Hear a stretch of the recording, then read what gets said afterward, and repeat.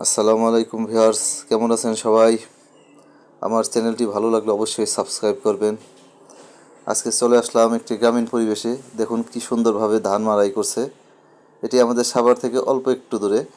জায়গাটির নাম হচ্ছে রূপনগর। ওই এক ভাই দেখেন দাঁড়িয়ে আছে সামনে, আর পিছনে ওই ধানের মেশিনে, মাড়াইয়ের মেশিনে দেখুন ধান দিচ্ছে। পাশে একটি বিশাল মাঠ, খুব সুন্দর পরিবেশ। আমি আর ওই ভাই একসাথে ছবি তুললাম।